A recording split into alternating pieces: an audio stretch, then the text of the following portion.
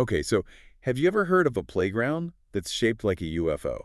A playground. Yeah, it's a real thing, and it's in Melbourne, Australia. Interesting. It is, and the story behind it is even weirder than you might think. Okay, I'm intrigued. Tell me more. So we're going all the way back to April 6th, 1966, in Clayton South, Okay, a suburb of Melbourne. It was a totally normal day at Westall High School. gotcha. Kids are outside for sports. Yeah, You know, teachers are probably daydreaming about the weekend.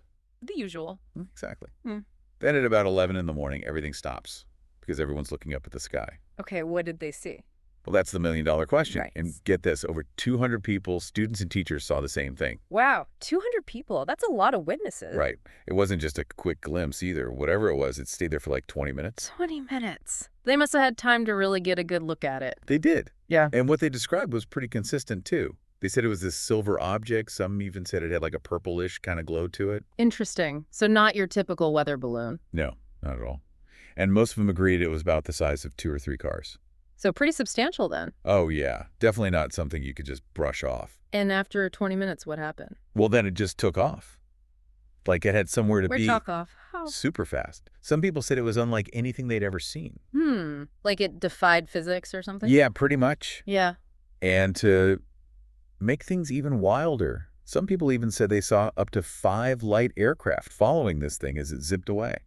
Wow. Okay, so now we're talking about a possible chase. Right. It's like something out of a movie. Definitely adds another layer to the story. So naturally, this whole thing caused quite a stir. The next day, the local newspaper, The Age, suggested that it might have been a weather balloon. A weather balloon seems a little too simple. It does, right? Uh, But that explanation didn't really fly with the folks who were actually there. yeah, I can imagine if you saw something that strange and unexplainable, I doubt you'd be satisfied with, oh, it was just a weather balloon. Exactly. And to add to the mystery, there was some physical evidence found near where the object was seen hovering. A circular area of flattened grass. Flattened grass like a landing mark. Some people thought it was burnt. Others just said it was pressed down. One person even thought it might have been the wind. Okay, so the descriptions vary a bit, but there's definitely something unusual about a perfect circle of affected grass. Absolutely. And then things get even weirder. There were reports that Army personnel showed up in the area the day after the sighting. Really, Army personnel, what were they doing there? Well, that's the thing. When locals asked, they denied even being there. Interesting. And what about the students and teachers? Did they say anything? There were claims that they were told not to talk to the local paper, the Dandenong Journal, about what they saw. Huh. So they were told to stay quiet about it. Sounds that way, which is pretty strange. If it was just a harmless weather balloon, why all the secrecy? It definitely raises suspicions, doesn't it? I mean, why try to hush things up unless there's something to hide? Right? It's like they wanted to make sure this whole thing just disappeared. And did it just disappear? Well, sort of. I mean, the official story kind of faded away. Yeah. But the incident itself stuck around in people's memories. And the stories even started to change a little over time. How so? Well, the initial reports were pretty consistent about that silver car-sized object. But later on, some people described it more as a beam of light that was like zipping around and making these crazy maneuvers, almost like it was playing with those pursuing aircraft. Okay, so the story evolved a bit over time. It did. It's interesting how memories can change, especially after such a long time. Absolutely. It's natural for details to get a little fuzzy or exaggerate, especially when you're retelling a story that's become almost legendary.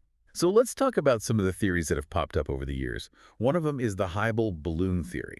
Hubble balloons. What are those? They were these high-altitude radiation testing balloons launched from Mildura, which isn't too far from Clayton South. Okay, and how does that tie in with the Westall incident? Well, these Hubble balloons were silver. They often had a parachute and even a trailing gas tube, which kind of matches some of the descriptions. Yeah, I can see that. Plus, if it was some secret government project, it would explain why those men in suits might have told people to keep quiet. Yeah, that makes sense.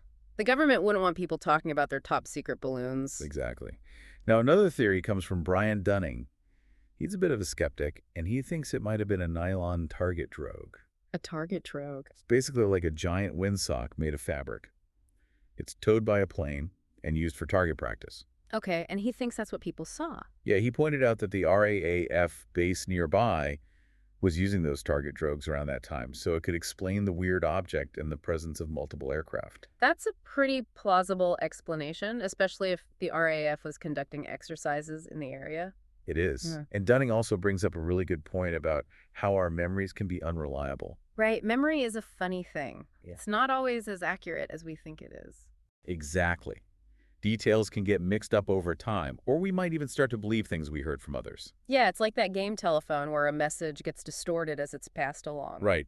So even though we have all these eyewitness accounts, it's important to remember that they might not be 100% accurate. Especially after so many years. Exactly. But even with all the uncertainty, one thing's for sure, the Westall incident made a huge impact on the community. How so? Well, they built a UFO-shaped playground in Grange Reserve Park to commemorate the event. Wow, a UFO playground. That's dedication. It is. And it shows just how much this event has stuck with people. And it hasn't just been local interest either.